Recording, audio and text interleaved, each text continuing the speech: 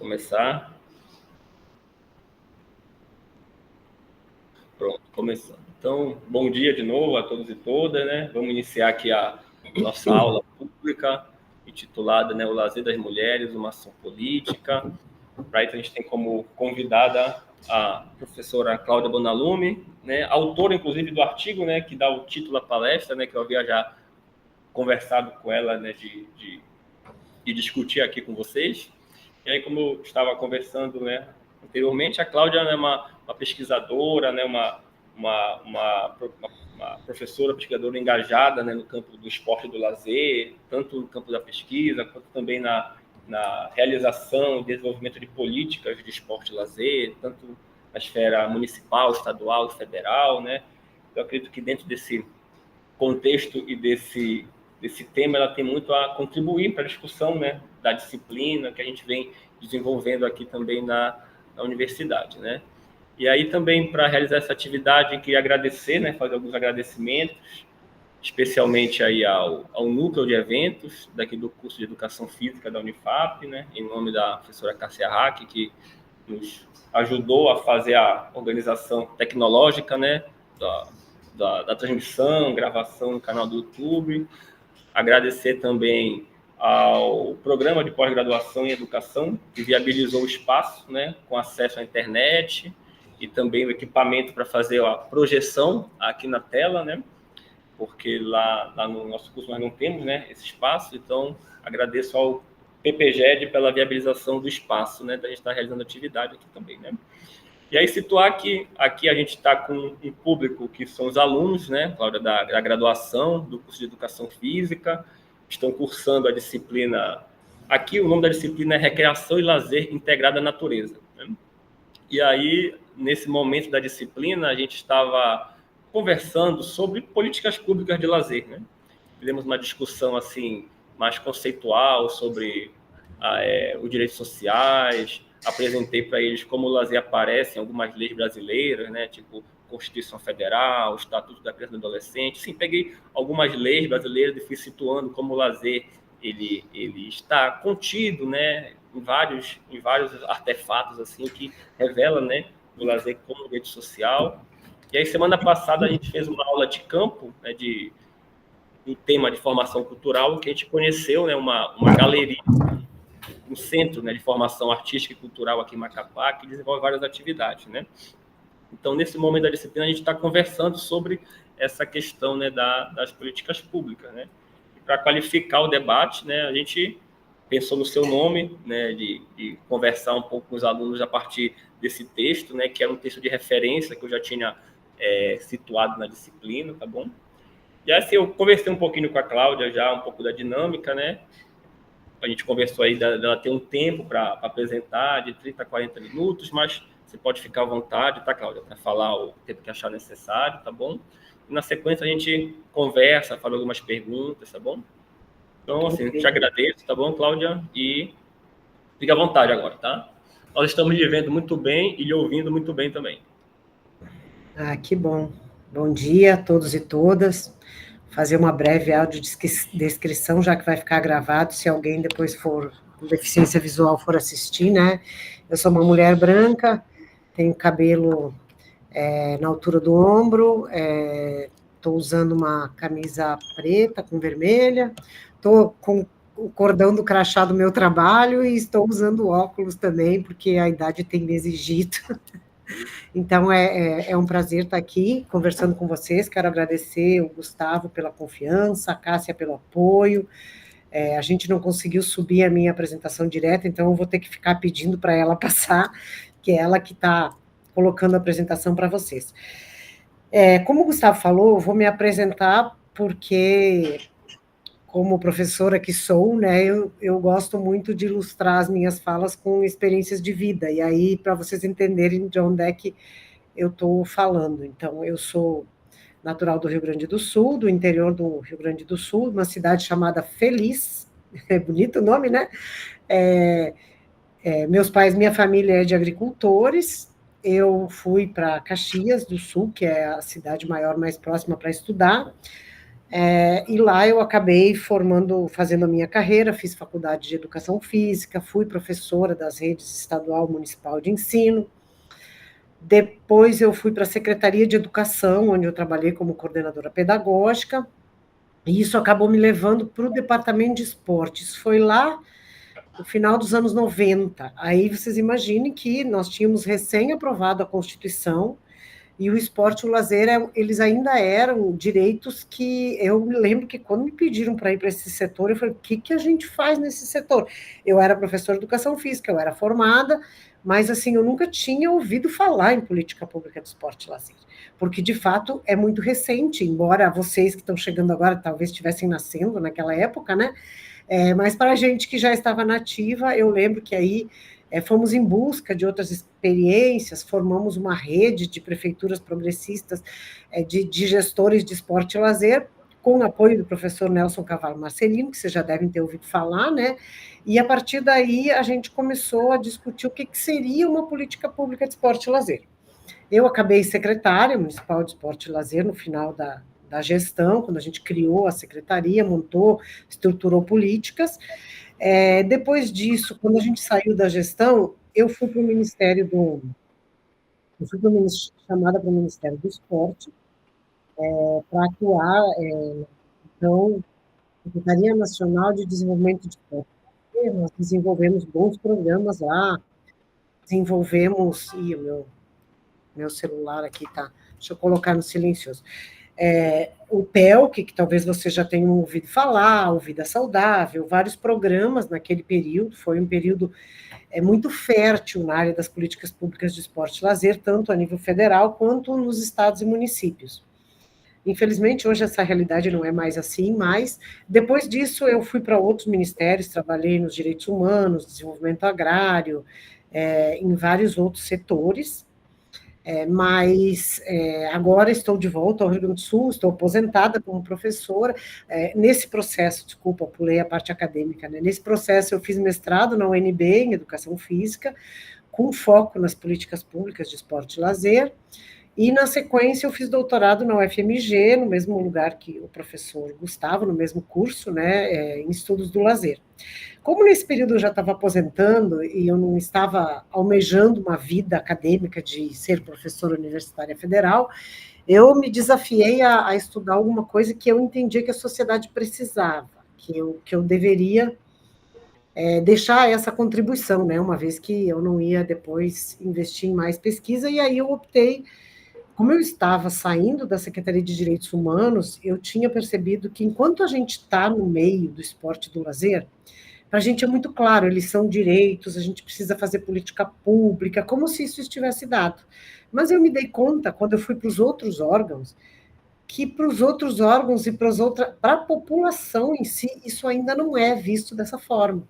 Então, eu coordenei lá no Ministério de Direitos Humanos a conferência da pessoa com deficiência, da pessoa idosa, LGBTQIA+, mulheres.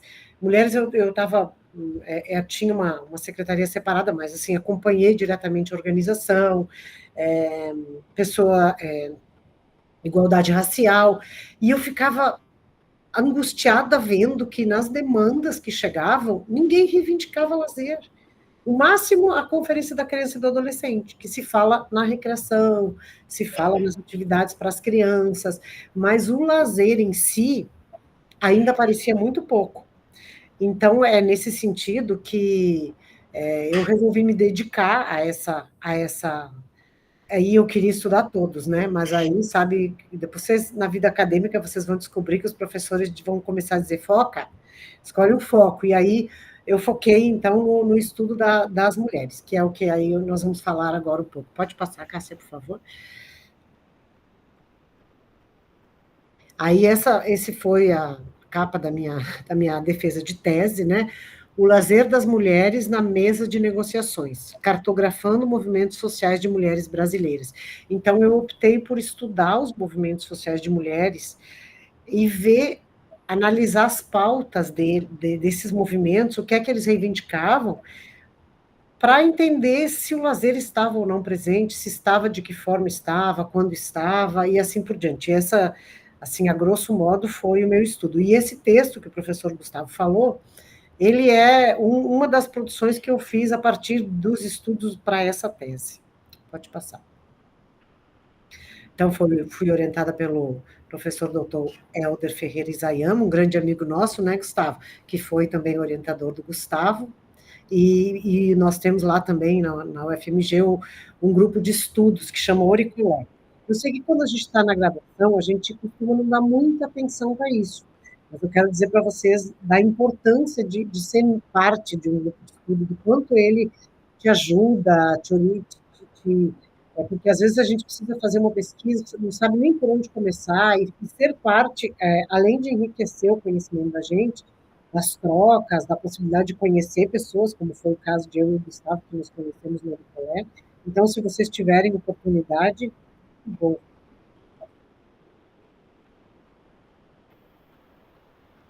Aqui eu fiz uma linha do tempo, só não vou ler todos os itens, mas para vocês terem uma ideia, que em 1827, não faz tanto tempo assim, né, gente? 2000, 900, nem 200 anos. As meninas foram liberadas para começar a frequentar escola, mas essa liberação era para determinados cursos, não era para qualquer curso. Aí, em 79, as mulheres foram liberadas para ir para a faculdade, desde que fosse, né, para aqueles cursos voltados às questões chamadas femininas.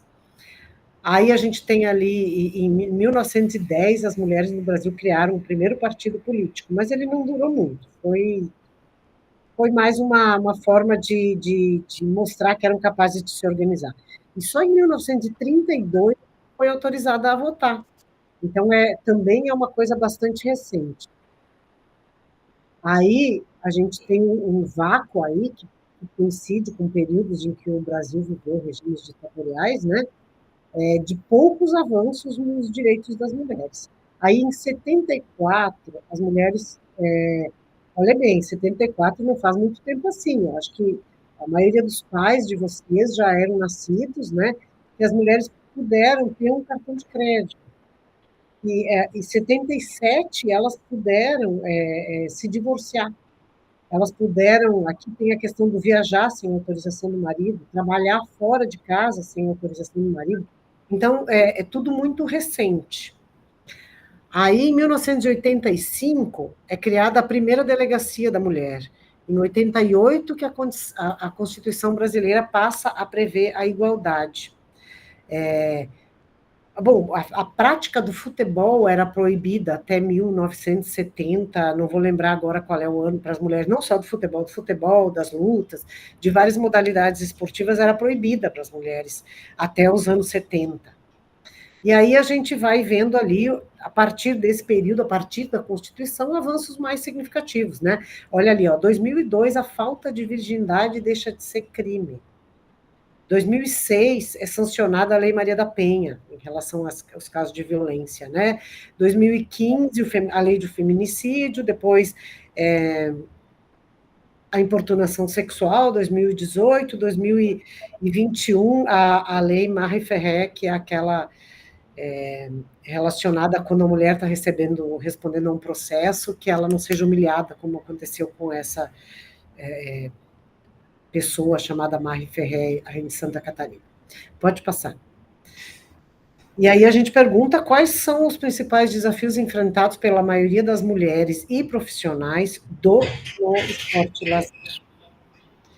Pode passar, Cássia. Aí eu coloquei uma imagem aí, né?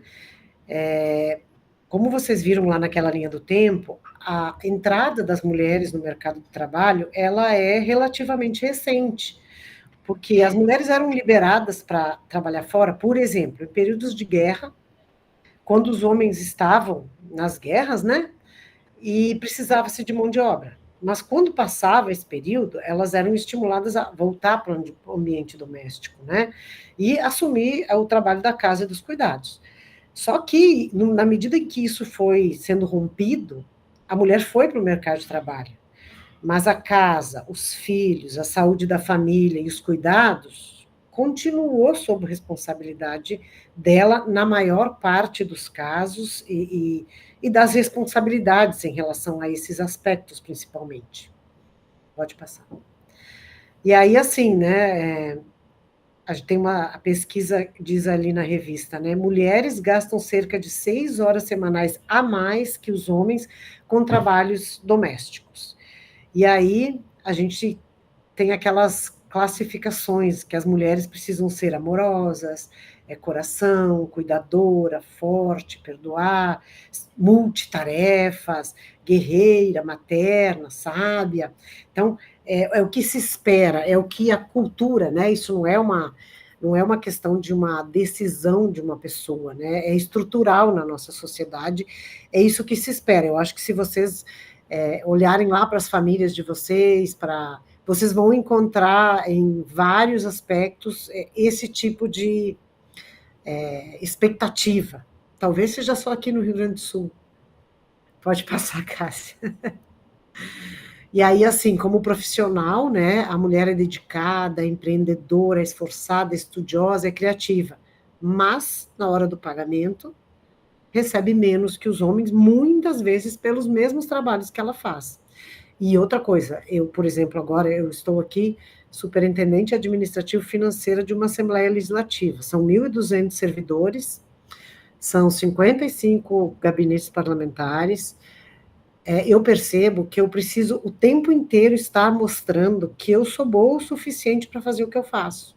Se fosse um homem, provavelmente ele não precisaria, ele não seria tão cobrado nessa forma assim, será que ela dá conta? Será que ela consegue? Mas como somos nós mulheres, a gente, além de ser muito mais difícil, eu sou a segunda pessoa só na história a ocupar esse cargo enquanto mulher aqui, a gente ainda precisa estar o tempo inteiro mostrando que a gente é capaz. Pode passar, Cássia.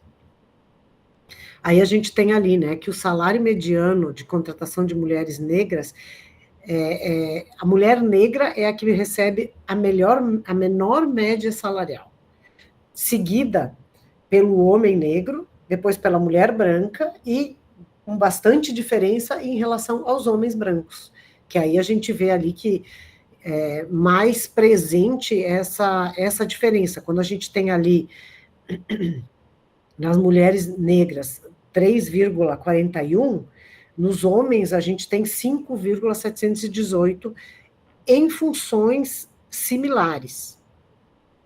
Pode passar, Cássia. Ao mesmo tempo, a gente tem a questão das tarefas domésticas e dos cuidados com as pessoas, em relação a homens e mulheres.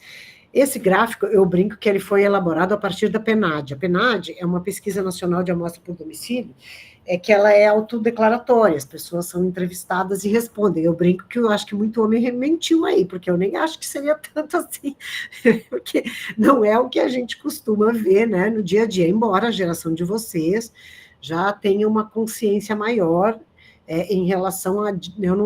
Eu não gosto de usar o termo ajudar, porque eu entendo que o termo é fazer a sua parte. A gente não ajuda a mãe em casa, a gente faz a parte da gente. O marido não ajuda a esposa a criar filhos, ele faz a parte dele. Então, acho que isso, aos poucos, vem mudando. Tenho certeza que o Gustavo é bem parceiro em tarefas domésticas, divide, faz a sua parte, né, Gustavo? Eu não sei em relação aos pais e mães de vocês. Aí eu desafio que depois na nossa conversa vocês me contam. Pode passar, Cássia. E outra coisa que a gente fala muito é em relação a como a gente educa os filhos da gente, porque, embora nós, mulheres, a gente aponte essa questão como uma necessidade, uma questão a ser discutida e melhorada, somos nós que educamos, na maior parte das vezes, os nossos filhos. E aí está aí, ó, a gente põe 56% das filhas a ajudar nas tarefas domésticas, mas só 44% dos filhos. Vocês aí, vamos ver. Quem é que ajuda nas tarefas domésticas? Todo mundo vai levantar a mão, né? Ah, muito bem. Que bom. E meninas, na casa de vocês ajudam mais que os meninos ou é mais ou menos parelho? Elas estão tímidas aí. Pode passar, Cássia. Ah, tá sem som, né, Gustavo? O Gustavo estava com o microfone fechado. Tudo certo. Aí ali a gente tem também a questão que não é só, quando a gente fala mulheres, a gente não pode generalizar, porque existem diferenças entre as próprias mulheres. Então, quando a gente fala de trabalhos, afazeres domésticos e cuidados, a gente tem 44% de mulheres negras responsáveis por esse serviço. Mulheres brancas já são só 38%, enquanto homens 18%, segundo a PNAD de 2022. Então, a gente percebe que entre as próprias mulheres também há uma diferença. Quando eu falo, por exemplo, as mulheres começaram a se organizar e a lutar lá no início dos anos 1900, a maior parte das vezes eram mulheres brancas reivindicando o direito ao voto e a trabalhar, porque as mulheres negras sempre trabalharam, sempre tiveram que trabalhar. Então, são lutas diferentes, são realidades diferentes, e a gente precisa ter isso presente, porque às vezes a gente olha só para a nossa realidade, mas a gente está tentando aqui falar, não vou dizer de uma média, porque a gente não pode chamar assim, né? Mas a gente está tentando falar de uma questão mais genérica, mais geral, né? Pode passar, Cássia. E aí a gente tem, então, a mulher multiplicadora do tempo de trabalho no mercado e na casa. E, ao mesmo tempo, sobrecarregada, esgotada, ocupada, né? Uma certa, que a gente fala em romantização do sofrimento, né? Nossa, ela dá conta de tudo. E aí, assim, alguns estudos mostram que para a mulher poder ir para o mercado de trabalho, numa sociedade que culturalmente havia como responsável pela casa, pelo cuidado, por estar naquele espaço doméstico, ela precisou prometer para si mesma e para a sociedade que ela daria conta. Então é isso, a mulher está sempre ocupada. Se vocês forem pensar nas mães de vocês, nas tias, nas avós, provavelmente vocês vão conseguir identificar um pouco dessa característica em algumas delas, se não em todas. Pode passar. E aí tinha o final lá a pergunta, e o tempo para si? Na minha pesquisa, quando eu entrevistei as mulheres, tinha algumas que tinham, inclusive, dificuldade de pensar no que é tempo para si. Aí elas diziam, eu gosto de ir no parque com os meus filhos. Esse tempo não é para ela, é para os filhos dela. Né? Eu gosto de almoçar com a minha família. Não é um tempo para si, nesse caso. Né? Embora dê prazer, não é o tempo para si, para cuidar de si, que aí entra o nosso tema do esporte e lazer, né? A gente tem, então, nessas horas, um corpo cansado, na maioria das mulheres, opções restritas, porque as opções de lazer das mulheres, elas são muito inferiores, que as opções dos homens são muito diferentes. Por exemplo, eu saio aqui do meu trabalho à noite, eu posso ir para um parque à noite? Dificilmente, né? Então, a gente tem essa questão, entrou a nossa amiga Rita aí, Gustavo. Oi, Rita. Então, a gente tem menos opções diferentes, mais restritas, porque a gente diz assim, inclusive, acabei de analisar um texto para uma revista que a pessoa escreveu Esporte de Mulher. Eu fiquei muito incomodada, mas o texto dela não é meu, né? Porque eu falei, esporte de mulher, não seria mulher no esporte, mulher e esporte, porque esporte de mulher parece que existe um esporte que é das mulheres, que por exemplo, era, né, o vôlei, a ginástica rítmica, a ginástica olímpica. As mulheres sempre foram mais aceitas e mais estimuladas a esse tipo de esporte, né? Já os esportes de contato, que tinham alguma questão corporal um pouquinho mais agressiva, não eram recomendados, tanto que a lei proibia, inclusive, né? Aí a gente tem a questão do medo, que é essa parte da segurança, por exemplo, se eu for para um parque à noite, eu vou estar sempre morrendo de medo. Aqui em Porto Alegre não tem como fazer isso com uma mulher sozinha, né? Imagino que aí no Amapá possa.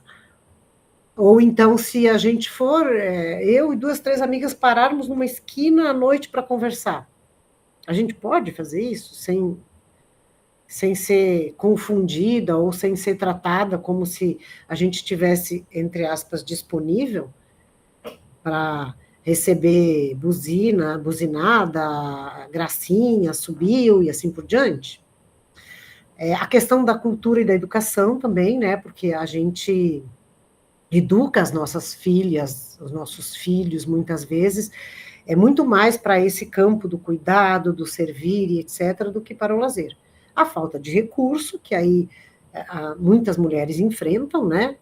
E a questão do lazer dos outros, que a mulher precisa, além de se preocupar com a casa, com o trabalho, ela precisa organizar o lazer dos filhos. Muitas vezes o lazer que o marido vai ter com os filhos, que o pai das crianças vai ter com eles, é ela que organiza. A gente vai à praia, né? Quem é que organiza tudo para ir à praia? E quando chega na praia, organiza a vida das pessoas lá. Geralmente são elas, né? Pode passar. Então, a gente tem aí uma questão de desigualdade estrutural e o acesso ao esporte e ao lazer. Nós temos aí, então, uma sociedade capitalista, em que a produção está acima de tudo, mas a produção doméstica não é considerada nos dados econômicos do país. Então, quando a mulher não trabalha no mercado, trabalha em casa, eles dizem, não, ela não trabalha. Né? Ela não trabalha.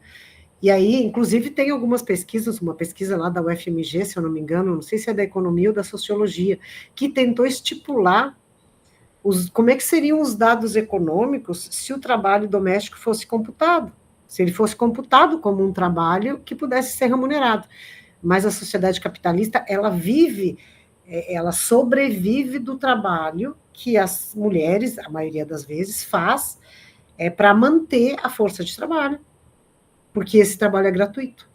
Ele é feito culturalmente, né, pela dedicação, por entenderem que as mulheres fazem isso vamos dizer assim, pela sua natureza. Aí a gente tem a questão do patriarcado também, né, que é uma sociedade em que o poder sempre foi maior em relação aos homens, e o androcentrismo, que a gente chama nos estudos de gênero, que tem a ver com a questão das coisas serem pensadas a partir dos homens. Então, elas são, por exemplo, se a gente for pensar a cidade geralmente é pensada por engenheiros. E aí, algumas coisas que atenderiam melhor as mulheres, como, por exemplo, a iluminação pública, a segurança pública, elas acabam recebendo pouca atenção. Diferente de quando é uma mulher que está fazendo esse olhar e que ela tende a ter uma atenção maior. Eu vou dar um exemplo que aconteceu aqui no meu trabalho essa semana. Uma mulher negra de 41 anos, fazendo faculdade agora, está estagiando na casa, e ela fez uma denúncia no setor de recursos humanos, de gestão de pessoas, de que ela estava sofrendo agressões racistas.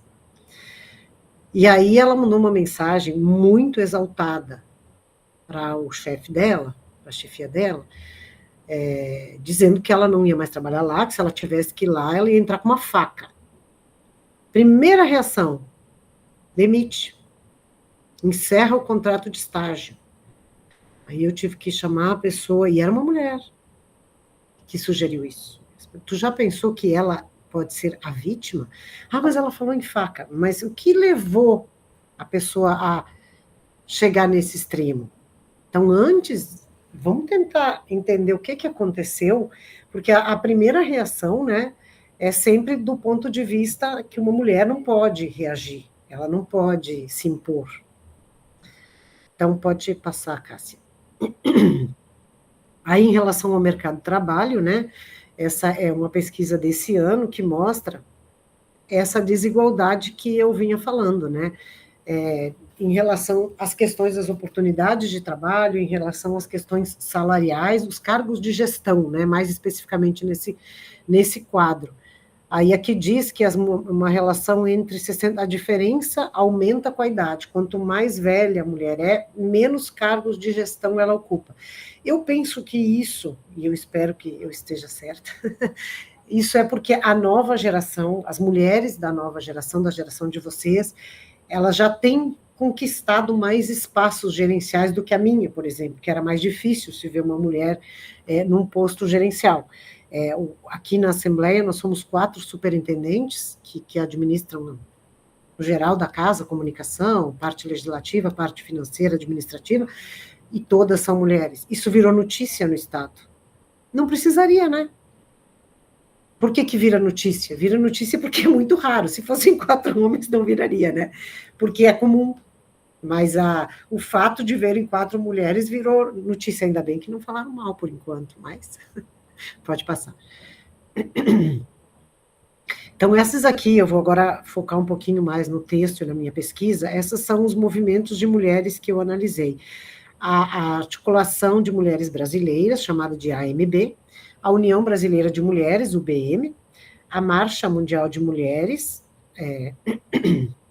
outro movimento. Então, esses 3 são movimentos exclusivamente de mulheres.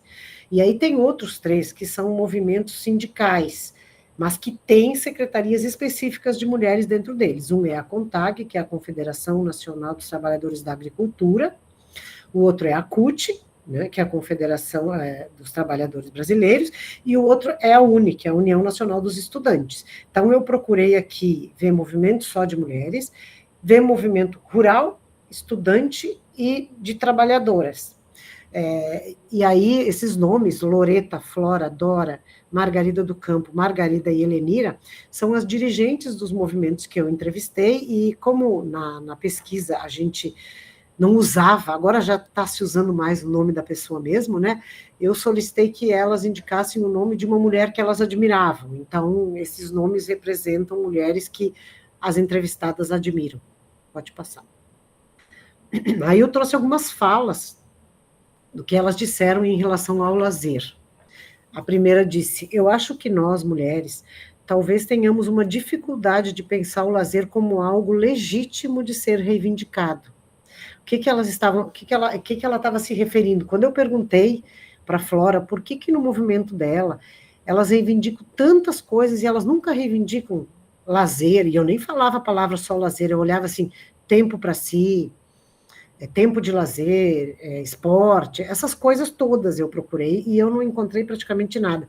Aí ela respondeu isso, que é tanta coisa que as mulheres têm para reivindicar em relação à violência, em relação ao trabalho, em relação ao cuidado dos filhos, em relação à saúde, que parece que reivindicar lazer seria visto como fútil. Pode passar. Aí aqui é uma fala, essa aqui é uma pesquisa, em que a autora diz assim: os olhares e comentários repressores recebidos das famílias, amigos e companheiras, podiam pesar-lhes muito mais do que qualquer resolução de órgãos estatais. Isso aqui foi uma pesquisa em relação às mulheres que se rebelaram contra o decreto que proibia a prática de determinados esportes. E aí elas jogavam da mesma forma, jogavam escondidas ou nem tanto, e o que elas dizem que pior do que a lei proibindo e o medo de ser presa, por exemplo, era os olhares, a repressão feita em relação à prática que elas estavam tendo. Eu não sei se vocês conseguem ver daí, mas aqui está na linguagem lá dos anos 40, 50, então diz aqui, ó, pé de mulher não foi feito para se meter em chuteira. A outra frase diz, caso de polícia, futebol feminino. Então, para vocês terem uma ideia do quanto isso, estar no esporte foi uma luta também para as mulheres. Pode passar. Aí a Dora diz assim, eu acho que eles, os homens, vivenciam com mais tranquilidade. Eles têm o direito. Faz parte do cotidiano da vida deles o lazer, faz parte o boteco, faz parte o futebol, faz parte o jogo. Para as mulheres isso não é a mesma coisa. Então ela dizia muito isso, assim, se a gente vai fazer uma reunião de alguma coisa lá onde ela trabalha, ela diz assim, se for na quarta-noite, os homens dizem, não, quarta-noite tem jogo. Jamais uma mulher diria uma coisa assim, não, quarta-noite eu quero assistir um show. Mesmo que ela quisesse, ela não imporia isso como impeditivo para que a reunião acontecesse. Pode passar. Aí, a Bell Hooks diz assim, em relação às cidades, que foi um pouco daquilo que eu comentei antes. Nas cidades, as mulheres não têm território ao ar livre para ocupar. Elas devem estar infinitamente em movimento. ou em locais fechados. Elas devem ter um destino. Elas não podem demorar-se ou ficar. Então, é aquela questão que a gente falava, né, do eu sair sozinha na rua, eu tenho que estar, se eu estiver andando bem rápido, assim, uma cara de braba, eu até, tudo bem de noite, né, às vezes, tudo bem mais ou menos. Mas, se eu parar, resolver parar e apreciar alguma coisa, eu já vou chamar atenção. O que eu estou fazendo ali, parada, sozinha, uma mulher à noite, né? Aí a Flora diz assim, que as possibilidades de lazer são afetadas pelas desigualdades no trabalho, as desigualdades sociais todas, o racismo, o patriarcado, o capitalismo, da mesma maneira que o mundo do trabalho é. E às vezes de uma forma mais profunda, porque para trabalhar sim você pode entrar no shopping, mas para o lazer não. A gente já viu isso, né? Aqui tem até duas matérias, né? Que chamam a atenção. Mulher negra é vítima de racismo em shopping em São Paulo. A outra, pedagoga é presa após ofensas racistas contra a mulher na praia. Então, é aquela história do lugar, né, que a sociedade impõe a determinadas mulheres, não só a determinadas mulheres, né, mas, assim, no caso aqui nós estamos trazendo essa questão. Então, se ela for lá para fazer limpeza no shopping, tá tudo bem. Agora, se ela estiver lá só passeando, ela corre o risco de ter olhares desconfiados, dependendo da sua aparência, da sua roupa, do seu peso, muitos fatores que vão sendo julgados aí em torno desse assunto. Pode passar.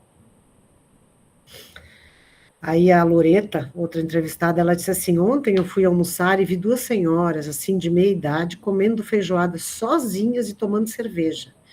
Eu fiquei pensando, nossa, que vitória dessas mulheres. No sábado à tarde, vieram aqui. O que essas mulheres não passaram para se sentir tranquilas o suficiente para fazer isso? Então, hoje menos, né? Provavelmente os locais que vocês frequentam, né? Vocês não sintam tanto isso, mas pensem de novo na mãe de vocês, na avó, na tia. Ela sairia de casa no sábado à tarde, sozinha, para ir para um boteco, sentar lá, pedir uma cerveja e uma feijoada? Pode passar. Bom, ali tem as referências, e eu não sei se a gente consegue, Cássia, eu acho que dá tempo da gente pôr aquele vídeo, que aí a gente depois vai para o debate. O que você acha, Gustavo? Dá tempo ou é melhor a gente já ir para o debate?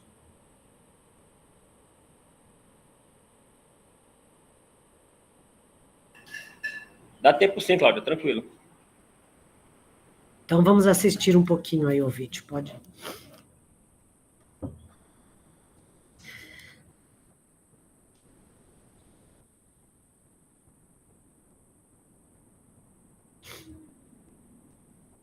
Tá sem som.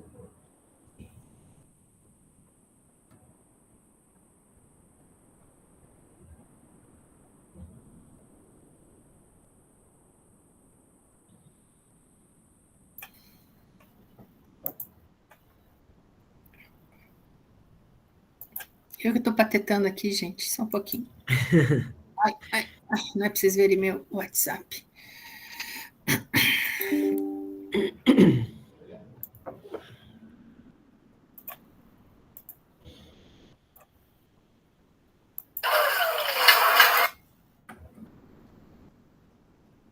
Eu comecei a namorar com o Ronaldo, tinha 21, né?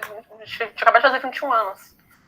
E que negócio, que namoro, né? Que fogo todo, acabei engravidada. Até porque eu passava muito tempo na casa dos pais dele com ele, não ficava muito na casa da minha mãe, por morar longe e ele ser mais perto do meu antigo trabalho. Então, a gente começou a ficar muito tempo junto, deu nisso. Então, a minha prioridade hoje é outra, né? São eles, não sou eu. Eu fico em segundo plano sempre. A gente acorda cedo, o Ronaldo leva o Arthur pra escola, 6h30 acorda ele, até 6h50 estão saindo. Oi, me bloqueou. Pronto. Fecha a porta, tá? E aí eu já levanto, vou direto pra sentar na minha mesa, começar a trabalhar. E aí eu fico nessa função do trabalho até eu acordo umas 10h30 mais ou menos. Levanto, dou café dele, 11h, 11h30 mais ou menos eu ponho ele pra tomar banho, arrumo ele. Você nem ligou a luz? Oi. Põe ali no trás, por favor. Põe lá atrás.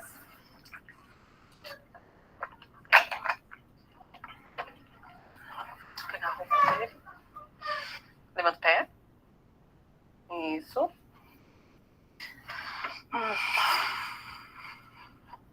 Então, eu deixo o Hugo na escola, na casa da avó dele, que mora aqui próximo, e eu vou buscar o Arthur. E aí, eu aproveito essa do meu horário de almoço, fazer comida, virar uma roupa, botar mais, lavar, se eu não lavei ainda. E se tiver tempo ainda no horário de almoço, eu almoço. Senão, eu almoço depois, no meio do expediente, na frente do computador. Mas rola aquele momento em que você surta e aí depois você se arrepende? Ah, com certeza. Fala de uma forma meio bruta, ele fica chateado. Eu vou lá pedir desculpa. Aí ele chora, eu choro junto. Tá chorando agora. Tchau, também. Obrigada, gente. Os filhos são mais geniosos, que eles não merecem tanto. Então, educar um filho não é fácil.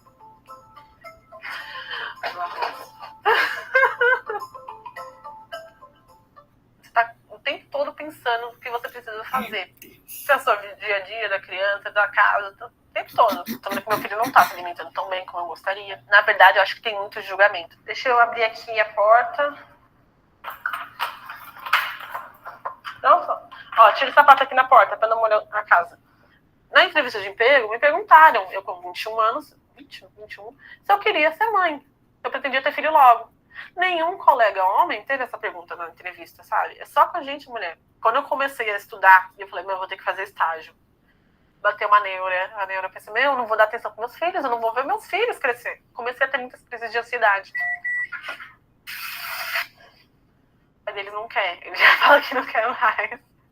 Ele fala, você pode ter um filho com outra pessoa comigo. Tá traumatizado.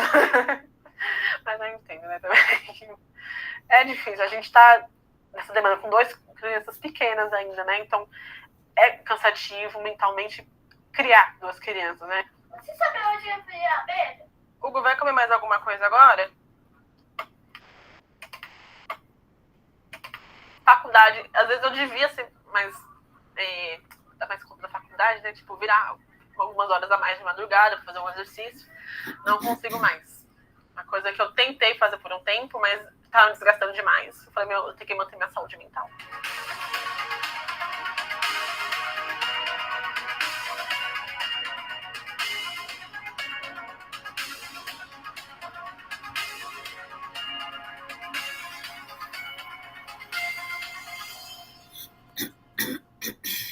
Você gostaria de saber como é trabalhar com compliance em uma multinacional?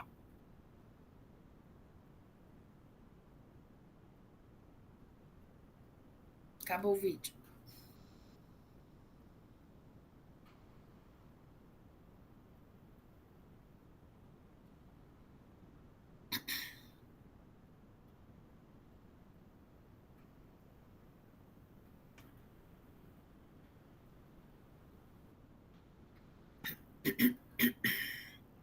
A professora caiu da sala. Vou deixar, se ela conseguir estabelecer isso, ela vai mandar mensagem aqui. É porque se ela tá lá em Porto Alegre está numa situação ruim, né? De sem água, sem luz, sem não sei o quê. Aí voltou. Caí aqui. Voltou. Então, né, eu acho que é o dia a dia de muitas mulheres brasileiras. E aí vocês tentem imaginar onde é que o esporte e o lazer entra nessa vida. Aí, ao mesmo tempo, assim, a gente coloca, quando a gente está trabalhando com políticas públicas de esporte e lazer, a gente percebe muito as meninas estão nas nossas atividades, estão quando a gente desenvolve lá oficinas esportivas e etc., temos meninas, adolescentes até aí 17, 18, depois disso fica quem é do esporte, né? Que aí, de fato, assim, é do esporte, quer praticar, quer se dedicar. Mas já a gente começa a ver menos nas atividades de lazer. E hoje em dia, claro, a gente tem muito, a saúde nos ajudou em relação a isso, né? Nas academias, a gente consegue ver bastante gente, mas muito mais com o foco da saúde do que do lazer, do divertir-se, do sentir-se bem. É um tempo para cuidar de si, sim, mas mais focado na saúde, o que também é muito importante, e que bom que a gente tem. E aí é muito difícil nas políticas públicas, quando a gente implementa, quando a gente desenvolve, a gente ter mulheres adultas, muito difícil. Aí, depois que os filhos cresceram, lá na fase dos 50 em diante, elas começam a aparecer de volta. Mas muitas vezes é um aparecer de volta porque o ninho ficou vazio, né? Aposentou, agora não vai mais ser assim, né? Vai aposentar mais adiante ainda, né? Mas aí começam a voltar, às vezes por questão do bem-estar mesmo, e quando elas voltam e elas são acolhidas e encontram políticas públicas, isso é muito importante, porque a gente vê, uma das minhas entrevistadas chegou a dizer, ela disse, a minha mãe é uma senhora aposentada, divorciada, mora sozinha, e os filhos foram embora, e ela começou a entrar em depressão, ela não sabia o que fazer na vida dela. Ela disse, e eu não sabia o que sugerir para ela. Eu sugeri para ela procurar uma igreja e se engajar em alguma assistência. Ela disse, eu, uma mulher que me considero não tenho nenhuma opção religiosa, o que eu ia sugerir para minha mãe? Aqui, onde eu trabalho, a gente tem pessoas que já têm 70 anos e eles não querem aposentar porque eles não sabem o que fazer fora daqui. Elas não sabem. Aí eles continuam vindo trabalhar, já sem condições, muitas vezes, né? Ainda mais em plena era da tecnologia, né? E essas pessoas não vivenciaram essa revolução tecnológica e têm muita dificuldade com ela. Então, esse é o desafio que nós temos aí, enquanto profissionais do esporte e do lazer, de educar essas mulheres, essas pessoas, não só as mulheres, né, mas também para o lazer, né? O professor Gustavo deve estar trabalhando essa questão com vocês, né? Que a gente precisa ser educado para o lazer, porque muitas vezes a entrevistada da Uni, ela enfatizou muito que ela nunca tinha pensado nisso, porque ela era uma jovem de 21 anos, estudante, e vivenciava muito o lazer. E não é o caso do que acontece. Aí ela começou a dizer, agora eu estou aqui pensando na minha mãe, na minha avó, elas nunca têm tempo para elas. Então, eu acho que é esse olhar também que a gente quer chamar atenção e para que a gente pense nas nossas aulas, nas nossas políticas públicas. A gente está com as meninas lá, e aí como é que a gente educa elas para que elas passem a gostar das práticas corporais, do lazer, das atividades? Que não seja só uma obrigação, que não seja... É um grande desafio, e para vocês que estão chegando na área da educação física, eu quero dizer para vocês que, infelizmente, no meu tempo eu era a professora favorita. Agora vocês não vão mais ser, porque muitos jovens, crianças inclusive, eles não gostam mais de fazer atividade corporal. A tecnologia virou o lazer deles, e não mais Na minha época, se eu não fizesse movimento, eu não tinha lazer. Agora, não é mais assim, né? A realidade é completamente outra, então os desafios são maiores ainda. Vamos lá, agora quero ouvir vocês, trocar umas ideias. Eu vi aqui no chat que o Luiz Henrique escreveu, pensando muito no esporte e lazer das mães atípicas. Com certeza, imagine vocês viram essa mulher, e ela falando que ela tem um marido que, pelo jeito, ele porque se ela está indo para a faculdade à noite, que vocês viram as imagens, ela estava indo para a faculdade à noite, alguém está ficando com esses filhos, tá? Né? Tá assumindo o seu papel nesse momento. Então, ela parece contar com esse apoio. Imagina as que não contam, né? É verdade. Vamos lá. Então, obrigado, Cláudia, pela fala, né? Pela apresentação, né? Tocou em coisas aí, eu acho que até mesmo impactante, né, para a gente pensar. A gente podia agora estabelecer alguma conversa, perguntas com a Cláudia, observações, né? Quem gostaria de falar, um de cada vez, tá bom? Não briguem. Vou falar um pouquinho aqui para ver se eles perdem um pouco a timidez, aí eles vão se soltando, tá? Assim, deixa eu ver agora a time ver. Pronto. Primeiro, assim, eu acho que muito importante nas coisas que você traz, né, Cláudia? E assim, eu acho, aí me fez pensar várias coisas, né, que eu já havia já refletido e trazer outras questões também, acho, né? Eu acho assim, interessante ver também, por exemplo, né, como que, falando um pouquinho agora do campo de estudos do lazer, né? Como que é essa discussão, por exemplo, né, de pensar o lazer a partir de uma interface, de uma interseccionalidade do gênero das mulheres, ela é bastante recente, né, na nossa área, né?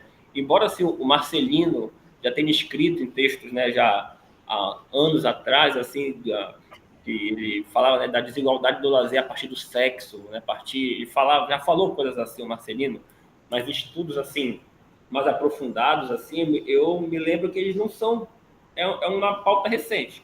Inclusive, a gente fez alguns trabalhos aqui, tem uma menina aqui que é bolsista, ação científica, a Cássia também participou de um artigo que a gente escreveu. A gente vê como que, por exemplo, na Alicério, o primeiro trabalho que discute o lazer de mulheres, ela é de 2013, né? O primeiro texto que fala especificamente, né? Eu me lembro que a primeira vez que eu tive acesso a um debate mais consistente, né, que falava do lazer a partir de interseccionalidade de gênero, foi já no doutorado, eu acho que em 2016, né? Que isso é um dia desse, né? 2016, né? Não tem nem 10 anos, né? É pouco tempo, né? Então, acho que... E hoje, ver, né, como que tem crescido, né? Eu acho que é algo muito importante também para o nosso campo acadêmico, né? Então, acho que isso era uma primeira coisa para você depois falar, se for possível. Como é que você vê hoje essa questão no campo de estudos do lazer, as pesquisas assim relacionado, né, à questão de gênero, né, especialmente do lazer de mulheres, né? Porque a gente pode falar também lazer, questão LGBT, outras questões, mas mais especificamente do lazer das mulheres, né? Acho que essa é uma coisa para a gente discutir, né? Como é que a gente tem observado essa relação no campo acadêmico, né? Eu me lembro que eu acho que no CEBEL, aquele que foi online, que era para ser em 2020 e foi em 2021, acho que foi, inclusive, era para ser em Porto Alegre, eu acho, né? Era para ter sido em Porto Alegre. Eu me lembro que o GT, Lazer e Gênero, naquele tempo lá, deu uma bombada, assim, né? Foi um que tinha muita gente, muitos trabalhos, assim, que me chamou a atenção de outros, de discussões mais clássicas, assim, tinham menos, né? Então, acho que era uma coisa para a gente conversar um pouquinho como está esse cenário hoje, né? Isso é uma coisa, né? Outra coisa que eu acho interessante, que eu achei, assim, bem, né, da sua apresentação, é que você não usou a expressão dupla jornada de trabalho ou tripla jornada de trabalho, mas você usou uma expressão múltiplas tarefas, né? Eu acho que é isso mesmo, né? Não é só uma dupla jornada, vai para o trabalho e vem para casa, mas são múltiplas tarefas que, até que você falou, né? Vamos para a praia domingo, mas, ok, a gente vai, mas quem organiza todo, que tem esse esforço, digamos assim, mental, não sei se a palavra certa é essa, né? Mas mental, de organizar as demandas, eventos, o que vai ser, o que vai fazer, que horas vai, quem vai comer, o que vai ser, isso quase que hegemonicamente recai as mulheres, né? Eu vejo uma vez a minha mãe falando, né? Ela falava muito assim, né? Meu pai já falecido, né? Ele falava assim, né?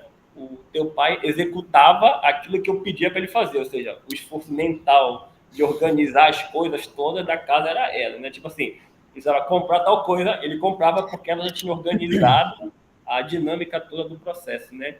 Então, eu achei bem interessante essa questão do termo, né? Múltiplas tarefas, acho que a gente podia depois falar também, né?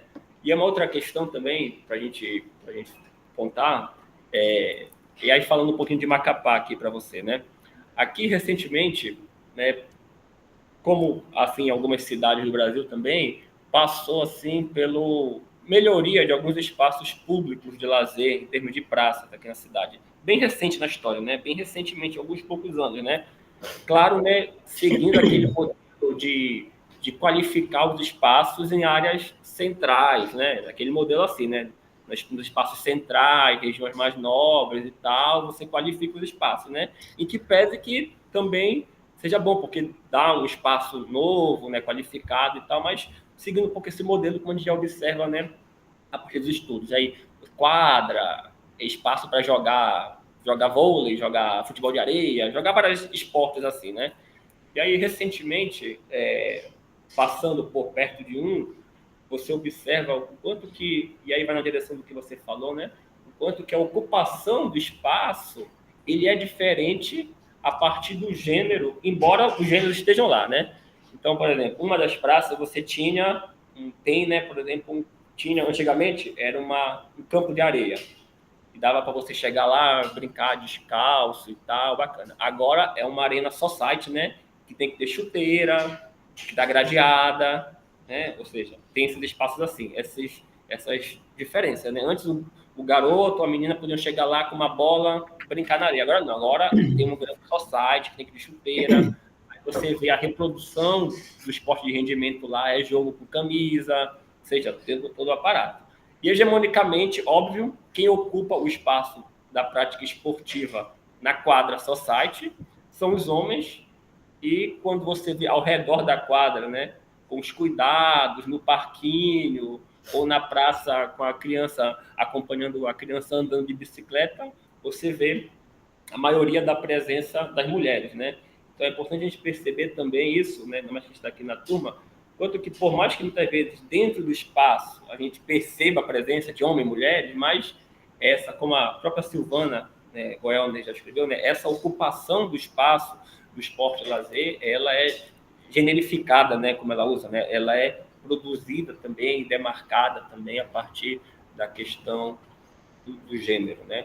Eu acho que a gente podia começar por aí. Sim, obrigada, Gustavo.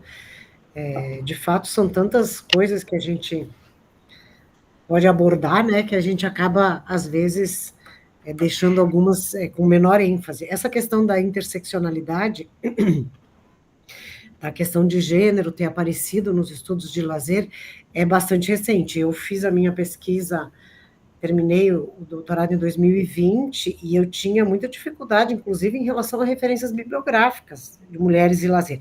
Mulheres e esporte, até a gente tinha um pouco mais, que a Silvana Goelner é uma das precursoras, e algumas outras autoras, então elas se dedicaram bastante, e alunas delas também, a esses estudos. Então, no esporte, a gente até acha um pouquinho mais, mas no lazer eram poucos estudos, e eu acho que, como você falou, Gustavo, a partir aí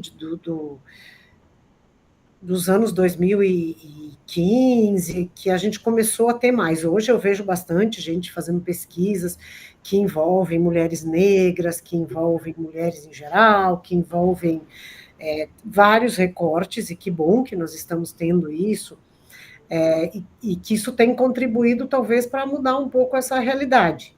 Eu acho que também tem bastante a ver com o aumento de mulheres nas universidades, né? A gente tem tido cada vez mais mulheres, as mulheres estão estudando mais que os homens, já tem pesquisas que mostram isso, né? Mais tempo, e aí a gente começa a ter um cenário um pouco diferente. É claro que no lazer ainda é um campo em que as mulheres, elas são mais, entre aspas, aceitas, porque é uma área que, de certa forma, não deixa de ser um pouco vinculada ao cuidado. Se vocês prestarem atenção nos cursos da universidade aí, vocês vão ver muito mais mulheres nos cursos relacionados aos cuidados e ao magistério, né? A educação. Vocês vão ver muito mais mulheres na história, na educação física. Educação física não é tanto, é mais equilibrado, né? Mas, assim, nessas áreas que são vinculadas à assistência social, lazer mais, as áreas da educação, enfim, os que vão ser professoras. Agora, quando você vai lá para as engenharias, você vê menos mulheres. Aumentou muito, uma vez você praticamente não via, era raro, agora vem aumentando, as mulheres estão ocupando mais esses espaços acadêmicos, então eu acho que isso também contribui para que elas apareçam mais nas pesquisas de lazer, e venham, e também essa questão da conquista de direitos, que, como vocês viram, ela é muito recente, a partir aí da Constituição, fim da ditadura militar, e a Constituição de 88, que as mulheres passaram a ocupar mais espaço, a estar mais presentes. Mas eu acho que ainda tem um campo bem grande aí para a gente estudar em relação a isso. Em relação a multitarefas, isso é muito presente. Se a gente for pensar, uma das minhas entrevistadas, ela chegou a dizer assim, a cabeça da gente nunca para, porque a gente está indo trabalhar, mas a gente está pensando, bom, agora eu deixo esse na escola, que nem vocês viram aí na imagem dela, né? Eu tenho que correr para deixar um na escola, para buscar outro, depois eu tenho que passar no mercado para pegar o leite, para pegar isso, para pegar aquilo, e aí na sequência eu já estou pensando lá como é que vai ser o fim de semana, onde é que vai, quem que vai, como é que vai, então são muitas tarefas mesmo. Tem essa questão de, elas falam muito dupla jornada, tripla jornada, porque se for mãe, trabalhadora, militante de algum movimento social, por exemplo, já é tripla, né? E por aí vai. Então, eu também gostei do multitarefas, né? Porque eu acho que as pessoas dizem assim, nossa, vocês, mulheres, conseguem fazer um monte de coisa ao mesmo tempo. A gente consegue porque a gente é educada para fazer um monte de coisa ao mesmo tempo desde que a gente nasce, né? A gente brinca assim, qual é o primeiro presente de uma menina? A gente não brinca, a gente fala muito. É que brincar é coisa séria, então posso dizer a gente brinca. Qual é o primeiro presente de uma menina? Uma boneca. A boneca remete ao quê? Remete ao cuidar. E o menino? É a bola, é o carrinho. Remete ao quê? Remete ao esporte, ao lazer, à diversão. Então, isso é muito construído socialmente, muito forte. E aí faz com que, quando a gente vai para o parque, a gente pense, nosso lugar é a pista de caminhada, as barras de alongamento, o que a gente vai ver a maior parte das mulheres, que é outro tema que o Gustavo trouxe. Então, como a Silvana Guarner fala, o espaço público também é generificado, né? A forma de ocupação do espaço público. Eu participei de um debate na época do doutorado lá no Senado Federal, que era uma comissão que estava discutindo o direito à cidade. E aí chamaram arquitetos, chamaram... Eu nem lembro mais quais eram as profissões que tinha, e alguém da casa disse assim, vamos chamar alguém do lazer. E aí a UFMG, na época, que eu estava pesquisando esse assunto, pediu que eu fosse. Aí eu fiz minha fala, falando dessas questões que nós estávamos conversando aqui, e aí, na sequência, uma das outras disse, nossa, eu nunca tinha pensado, quando me disseram que você era do lazer, eu fiquei pensando o que o lazer tinha a ver com o direito à cidade. E aí ela disse, agora eu estou aqui pensando, quando a gente vai para um parque com as nossas crianças, muitas vezes não tem lugar para trocar a fralda. Depois de tudo que eu falei, o que ela estava pensando? Que se ela fosse para o parque, ela tinha que levar sua criança. E aí ela precisava de um lugar para trocar a fralda. Ela não estava pensando nela. Aí eu chamei a atenção e foi muito interessante, porque assim, quando a gente discute esse assunto com as mulheres, isso tanto na minha pesquisa, quanto muitas vezes eu escuto, eu nunca tinha pensado nisso. Eu acho que era isso, vamos ver se mais alguém anima a falar, perguntar alguma coisa aí. Gostaria? Carolina, quer falar? Tem uma inscrição aqui. Pode vir, Carolina. Bom dia, professoras. Bom dia, professora Cássia. Bom dia, professora Cláudia. Desculpa, eu estou um pouquinho nervosa. Peraí. A minha fala não é exatamente uma pergunta, é mais um agradecimento, porque eu sou Carolina, sou aluna de iniciação científica do professor Gustavo, ele também é meu orientador de TCC.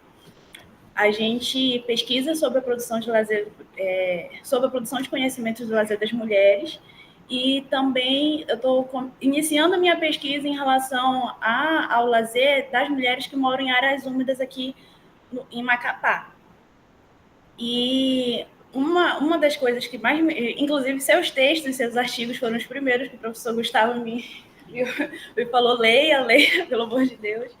E eu acho muito, muito interessante quando a senhora sempre clica na tecla de que o lazer ele é uma consequência de processos sócio-históricos culturais. E na dimensão do Amapá, a gente, em 2022, em 2023, eu não me recordo exatamente o ano, onde foi feita uma pesquisa de segurança pública que elegeu a gente ao estado mais perigoso do Brasil. E toca muito quando a senhora falou sobre não sair sozinha na rua, né? A senhora falou que aí em Porto Alegre tem uma uma dificuldade nesse acesso à rua, ao lugar.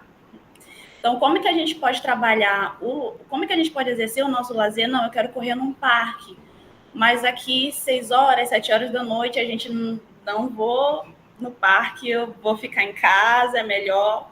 Eu moro numa área de ressaca, e lá, de mês em mês, a gente escuta um tiro. Não é muito incomum eu encontrar, por exemplo, um projétil na portão da minha casa. E o meu irmão, ele tem uma pele bem retinta. E aí a gente, ele faz judô, é o lazer dele, ele adora judô. E ele volta para casa 8 horas da noite. E eu já tive que conversar com ele, a minha mãe já teve que conversar com ele sobre como ele vai chegar na polícia se a polícia abordar ele. Então isso tem, e ele é um homem enorme, grande, né? Então isso tem várias dimensões, vários impactos.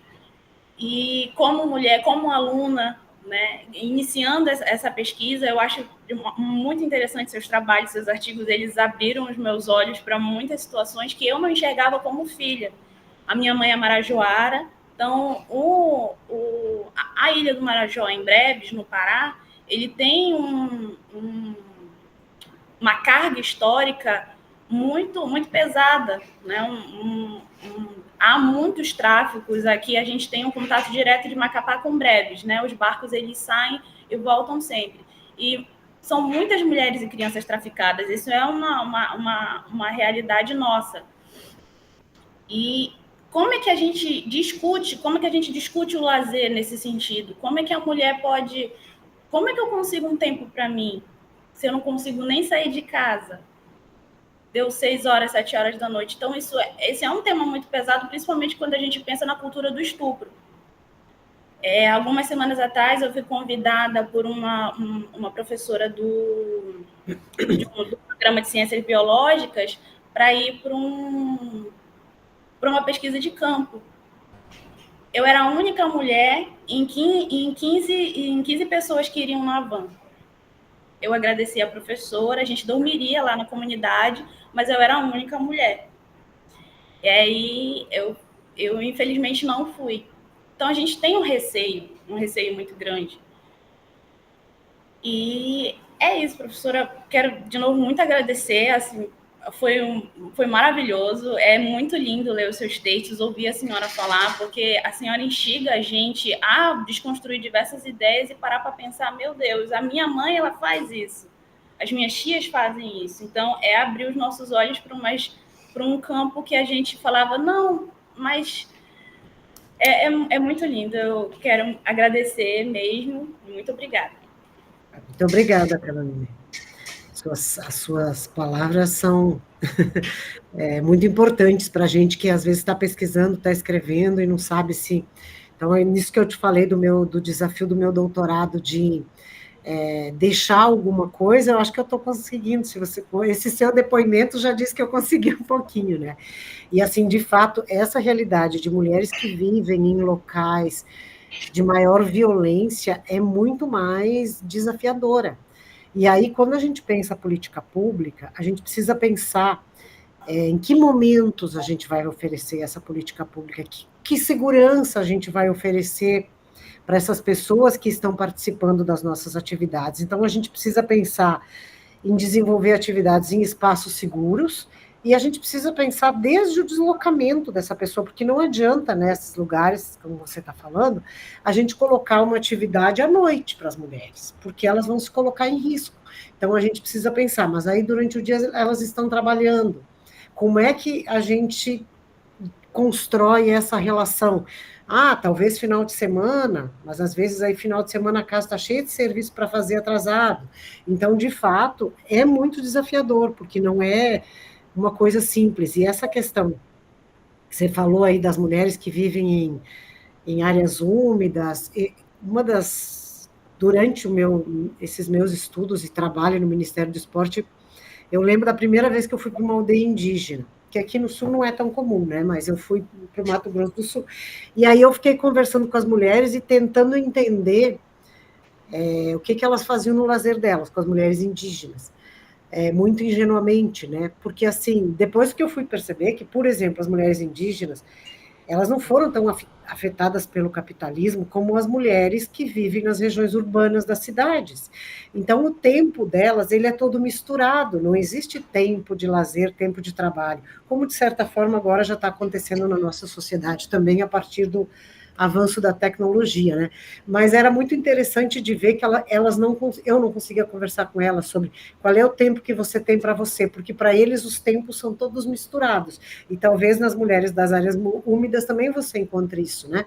Às vezes elas estão lá fazendo um trabalho e estão cantando, então para elas é tudo muito, e é o momento em que elas encontram as amigas, estão, sei lá, lavando uma roupa lá num lugar que elas costumam se encontrar. Então, o nosso olhar também sobre as mulheres e esses atravessamentos identitários, que são muito diversificados, também é importante a gente considerar esses aspectos, né, de que mulher a gente está falando, porque o lazer, inclusive uma das minhas entrevistadas disse, o lazer para mim pode ser uma voltinha no parque, para outra pode ser sentar na praça e beber uma cerveja.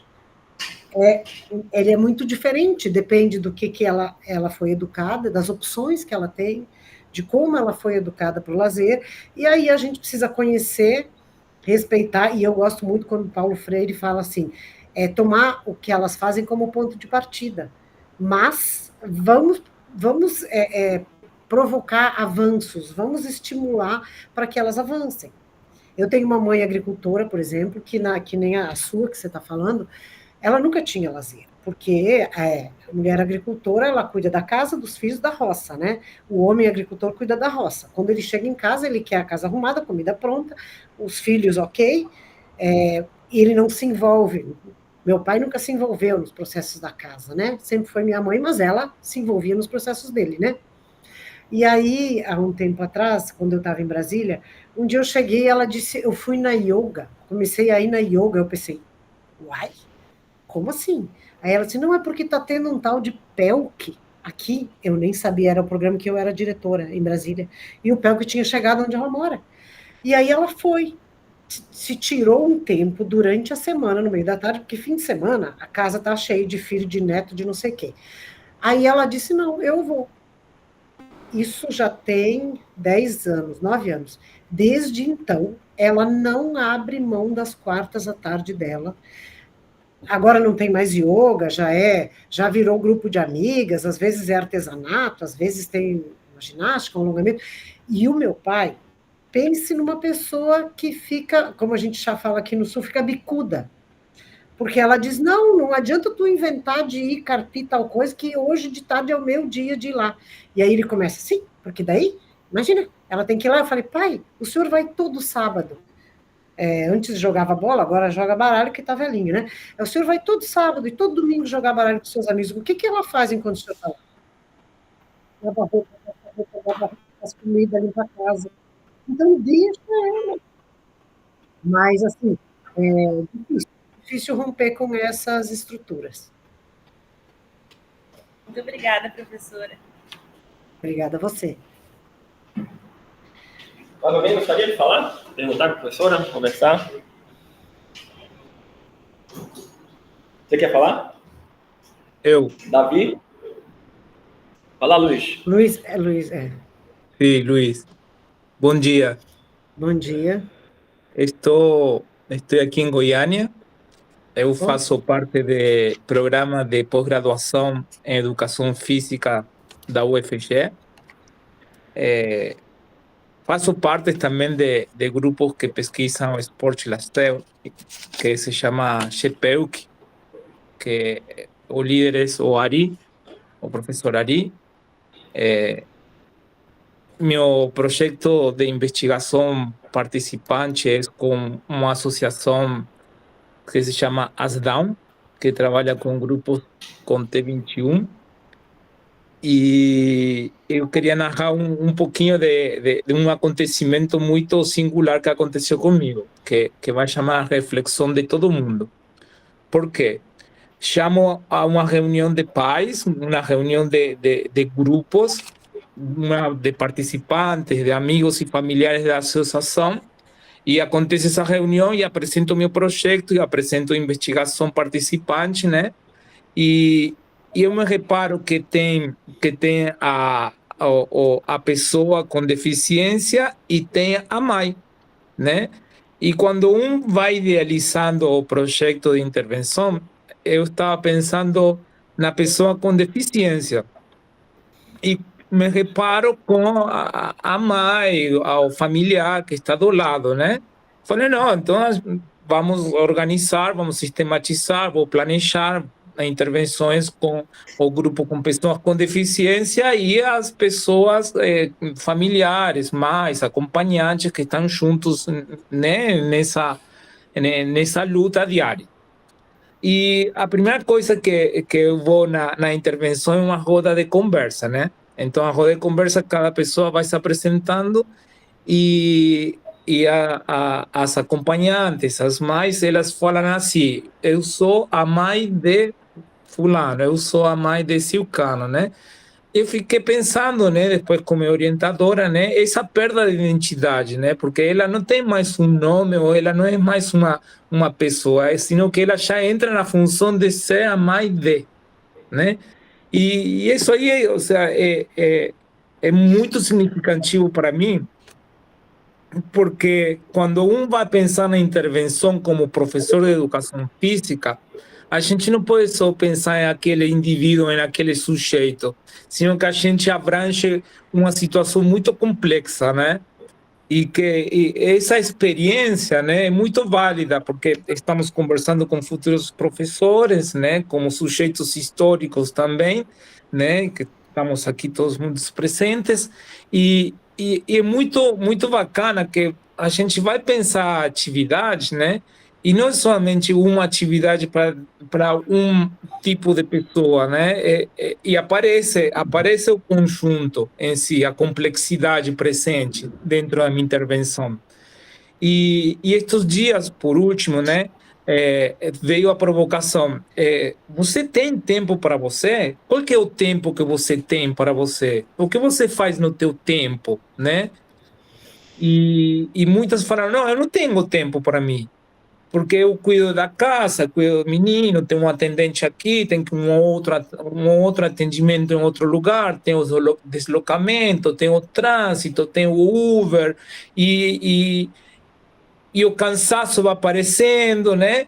E uma mãe falou assim, eu só comecei a cuidar de mim após a intervenção na UTI. Eu fui para na UTI, eu tive problemas de saúde, eu tive problemas de ansiedade, uma série de questões muito fragilizadas, e a partir desse momento eu comecei a cuidar de mim, né? E ela narra essa história como uma experiência de vida para outras mães também, né? Porque chama a provocação. Qual que é o seu tempo para você?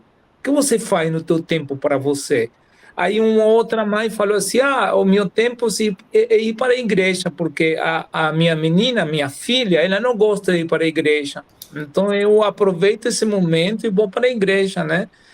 E agora vem minha reflexão, né? Como que a educação física, como que nossas políticas públicas, a partir do esporte, a partir do lazer, né, consegue, ou essa provocação, né, como que a gente vai conseguir atrair essa pessoa para nós, né, para ter esse cuidado dela mesmo, né?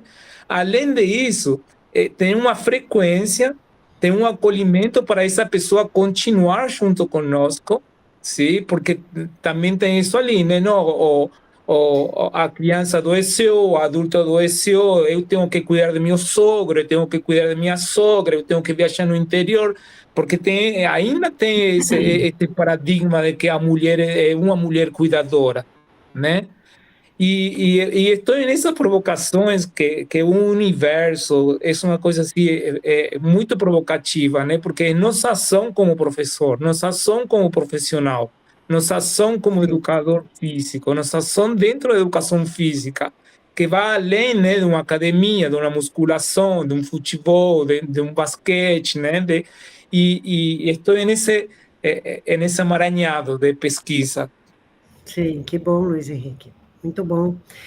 Eu acho que Você traz uma série de questões ali, provocativas, como você mesmo disse, né? Essa questão da identidade da mãe, e quando é a criança com deficiência, mais ainda. Se vocês olharem na volta de vocês vão ver quantos casamentos se desfazem quando tem uma criança com deficiência envolvida, porque é muito mais pesado, é muito mais trabalhoso, e aí é mais fácil. Quantos pais vocês conhecem que divorciaram e assumiram a criança com deficiência? É muito difícil. Compartilhar a guarda já é difícil. Assumir não existe. Eu não conheço nenhum. Divorciadas em que as mães assumiram, muitas, mas na questão dos pais, então, de fato, é bem difícil. E essa questão da assumir a identidade, olha, eu mesma, quando me apresentei aqui, eu falei de trabalho, eu não falei do que eu gosto de fazer. Né? Eu adoro jogar futebol, não falei nada disso, né? É muito cultural a gente se identificar vinculado ao trabalho, e no caso das mães, né, vinculado à sua relação familiar. Então, de fato uma coisa bastante presente, bastante forte. E o tempo para si é bem difícil, e se a gente teria um tempo para a gente mesma, a gente acaba arrumando alguma coisa para fazer, né? Que a gente acaba sempre e eu não tenho filhos, mas assim, eu sou multitarefas, eu estou sempre pensando em fazer alguma coisa, às vezes eu tenho que me policiar e dizer, tu não precisa fazer nada fazer alguma coisa o tempo todo, porque é muito difícil, é muito cultural, e o pior de tudo é quando a gente se pega julgando outras que não fazem. Então, uma das minhas entrevistadas disse assim, para eu trabalhar, a minha mãe fica com as minhas crianças, mas se eu quiser ir para o cinema, ela vai achar um absurdo. E eu vejo a minha irmã muito seguidamente fazendo isso com a minha sobrinha. Ela diz, eu falo, quer deixar a neta comigo? Ela diz, porque a Tamara sempre arruma alguma coisa para fazer. Ela só faz alguma coisa porque ela gosta, que é jogar o futebol no sábado à tarde. Mas a mãe se incomoda de ficar com a criança neste momento, porque a outra está tendo lazer, porque a gente não vê com bons olhos isso, entre nós mulheres, inclusive. Então, é uma questão muito estrutural mesmo. Uma das pesquisadas, nisso que você falou, ela disse assim, o único tempo das mulheres, ela é assistente social e trabalha vinculada ao CRAS, né? A única coisa que elas dizem que é um tempo para elas mesmas é quando elas vão no posto de saúde e na igreja. Então, assim, é muito forte isso, né? E se a gente for olhar, a gente vai ver muitas mulheres nessa condição, né? Inclusive, na Rural, na minha pesquisa, elas estavam indo para a Marcha das Margaridas, em Brasília. A Marcha das Margaridas é um movimento muito grande de mulheres rurais que vão a Brasília a cada 2 anos, agora não sei qual é a periodicidade que está tendo, né? Elas vão de todos os lugares do país e lá elas fazem uma marcha, é muito bonito, elas cantam, e reivindicam, e fazem várias atividades lá em Brasília, né? E aí ela disse assim, uma delas disse assim, eu me divirto quando a gente vai de ônibus até Brasília, que a gente fica cantando e a gente fica conversando. Olha bem, gente, ir de ônibus, sei lá, vamos pegar daqui de Porto Alegre a Brasília, que são 2.000 quilômetros, e achar isso divertido. É cruel, né?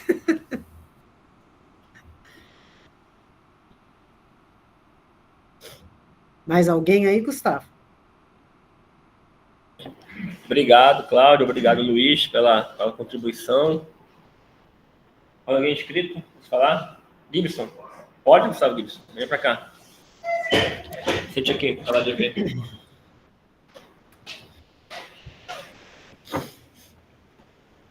Oi. Bom dia. Bom dia. Bom dia. Professoras, desculpa o nervosismo. Eu separei aqui algumas reflexões do que eu anotei até do seu trabalho, de outras questões que foram passadas até mesmo nessa disciplina, e que muito pensei sobre o trabalho de ser professor. Inicialmente, eu gostaria de falar sobre os desafios que é tratado o lazer, até mesmo na escola, ou na sociedade em si, como uma questão profundamente política, que, assim como foi tratado no seu artigo, no seu trabalho, trata especialmente sobre questões de gênero, né, de quem tem ou não esse direito. Uma das coisas que eu fui buscar é que, recentemente, assim como a senhora falou das questões das mães, sobre o seu tempo, que teve, assim como foi citado agora há pouco, sobre o outro colega que apareceu aí, falou sobre mães com filhos com alguma deficiência. E, recentemente, houve a ampliação da licença maternidade, mas essa ampliação foi somente dedicada a mães que têm filhos com alguma necessidade hospitalar. E há de se pensar que, como essas questões políticas de avanço em lazer, em ampliação desse tempo para lazer, perpassam por questões de aprovação política, né, de leis, e que implica em que majoritariamente quem trabalha essas leis são homens, no quanto é difícil trabalhar essas leis. Eu lembro que no início do curso nós íamos receber a deputada Aniele, só que ela não pôde vir e acabamos recebendo as pessoas que trabalhavam com ela. E uma das principais coisas que foi falada por elas é na dificuldade delas serem ouvidas, do quanto retrógrado é a mentalidade daqueles outros deputados, outras pessoas que trabalham lá, e não ouvi-las, tratar como pouco aquilo que é a vontade delas em aprovar alguma coisa. E pensando nisso, como o lazer sendo político e eu professor, eu acredito que meu papel como homem é eleger pessoas que tratem desses assuntos. E como professor, passar para os meus alunos esse papel crítico sobre as questões do lazer. Mas é isso. Que bom, Gustavo. Que bom. Witson, isso? Isso, Gustavo Como Gibson. é teu nome mesmo? Como é teu nome mesmo? Gustavo Gibson. Ah, Gustavo. Gustavo é mais fácil. Então, Gustavo, muito boas as tuas questões, assim, eu até ia falar antes na fala do Luiz Henrique e acabei esquecendo. Eu acho que, assim, nós como educadores, a gente tem um papel muito importante nesse processo e nos resultados que nós temos tido, ou não resultados, quando a gente vê as mulheres excluídas do lazer, porque muitas vezes, se eu estou dando uma aula de educação física, e eu observo que as meninas estão menos participativas, por exemplo, né? Na minha época a gente ensinava os esportes, essas coisas, né? E eu percebia que, principalmente nos últimos tempos, que as meninas começaram a ficar cada vez mais do que os meninos, sofá, televisão e agora celular, aparelho, como diz meu pai, né? Eu tenho que fazer alguma coisa para ganhar essas meninas para as práticas corporais. Aí eu comecei a fazer caminhada. Como é que se faz uma caminhada? Como é que se vê batimento cardíaco numa caminhada? E elas começaram a se empolgar. Aí comecei no atletismo, com algumas coisas que eu via que elas gostavam. Na dança, a dança é uma coisa que elas gostavam. Então, assim, porque não necessariamente todas vão gostar das mesmas coisas, mas, assim, hoje em dia as práticas corporais, vocês estão falando aí, esporte na natureza, por exemplo, é uma questão que apaixona todo mundo e que tem grande oportunidade de as mulheres gostarem e se envolverem. Claro, se tiver segurança, né, se elas conseguirem se sentir incluídas nessas questões. Então, eu acho que, assim, aquilo que o Luiz Henrique também falou, da nossa sensibilidade de perceber essa menina, de perceber essa mulher, e de ver de que forma a gente pode fazer com que ela se sinta sendo educada para vivenciar o lazer, as práticas corporais, o esporte, eu acho que isso é muito importante. E aí, assim, aquela aula, eu lembro que os meus alunos começavam assim, que o professor que estava aula antes de mim, ele dava muita aula livre. Aí a educação física tinha muita aula livre. Eu cheguei assim, Ai, pessoal, professora, quando é que é aula livre? Aí eu perguntei, quantas aulas livres vocês têm na matemática? Aí eles me olhavam assim, quantas aulas livres vocês têm em português? Ai, professora, mas a educação física, né? A gente quer jogar bola. Eu falei, então vamos combinar o seguinte, uma aula no mês, ela vai ser livre. Mas ela vai ser livre para... Não, daí eu falei isso, tá, combinado. Chegou no dia da dita aula livre, eu tinha ficado na Secretaria de Educação e estava fora da sala de aula há um tempo, então estava... Aí, no dia da aula livre, os meninos correram para a quadra jogar futebol, né? E as meninas sentaram todas lá, com o celular. Aí, discussão na aula seguinte, gente, é livre para práticas, escolher a prática corporal. Não é livre para não fazer nada. Porque senão é isso. E aí a gente precisa ter essa sensibilidade. Vamos lá, gente, vamos trazer um som na próxima, então, vamos dançar, vamos fazer isso, vamos fazer aquilo. E essa sensibilidade, essa nossa responsabilidade, eu acho, por trazer essas mulheres, essas meninas para as práticas. Quando eu fui secretária em Caxias do Sul, a gente fazia um governo participativo, era um governo democrático popular, então a gente ia para as comunidades ouvir o que eles esperavam das políticas públicas, e o esporte lazer era uma delas. E aí os homens sempre falavam, tem que ter escolinha para meninada, e aí ele começou a aparecer assim, muito sutilmente, alguma coisa para as mulheres. Aí eu brincava com eles, vocês estão dizendo isso porque vocês acreditam mesmo que é importante, ou para elas deixar vocês ir para o futebol de vocês em paz? Aí a gente ficava brincando, né? Mas aí nós começamos, não, vamos fazer. Aí começamos, vai ter caminhada no parque, com segurança, tudo certinho, com o professor orientando, tal dia, tal hora. Chegava lá, não aparecia ninguém, só aparecia 2, 3 lideranças.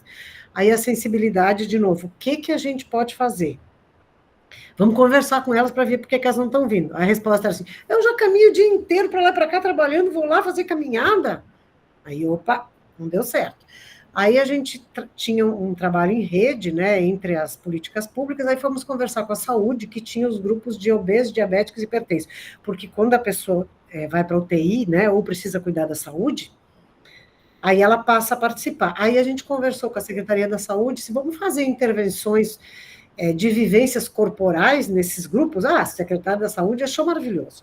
E aí os nossos professores começaram a ir nesses grupos, nas unidades básicas de saúde, e fazer vivências de dança, de alongamento, Quando passava lá os 15, 20 minutos da endorfina subindo, elas começavam, eu quero isso mais, eu quero mais disso. E aí a gente criou os grupos de convivência, separados daquele trabalho da saúde, mas com algumas relações que a gente tinha. Nós saímos do governo, 3, 4 anos depois, nós tínhamos 64 grupos na cidade, com mais de 2.000 mulheres que iam semanalmente, e aí elas começaram a criar, grupo de caminhada, elas começaram a organizar viagem para ir passear, porque elas começaram a se sentir como sujeitas daquele direito, e elas diziam isso, agora que eu estou aprendendo a viver, agora que eu estou cuidando de mim. Então, assim, é possível, mas a gente precisa estar atento, ter essa sensibilidade, né? E isso que você falou da legislação feita por homens, aqui no Rio Grande do Sul, passou agora a licença paternidade de 1 mês. Eu estou achando maravilhoso no serviço público, né? Então, aqui, sem um servidor teve filho, ele vai ficar 30 dias afastado. Por quê? Por que isso é muito importante? Porque ele passa a vivenciar esse primeiro estágio da vida do filho, da filha. E aí, a chance dele se envolver mais, enquanto ter a sua parte na responsabilidade da educação desse filho e dessa filha é muito maior. Porque, geralmente, quando se pensa em licença vinculada a filhos, se pensa na mulher. E aí, como ela já começa com, você ficou em casa 4 meses, 3 meses, 4 meses lá, cuidando da criança, agora continua, né? Então, assim, nos Estados Unidos, por exemplo, não existe licença paternidade. A minha enteada vai ter filho lá agora, e o pai não vai ter licença nenhuma para acompanhar a questão da criança. Para vocês terem uma ideia do quanto o capitalismo, que os Estados Unidos é o modelo de sociedade capitalista, né? O quanto ele considera isso como responsabilidade exclusiva da mulher.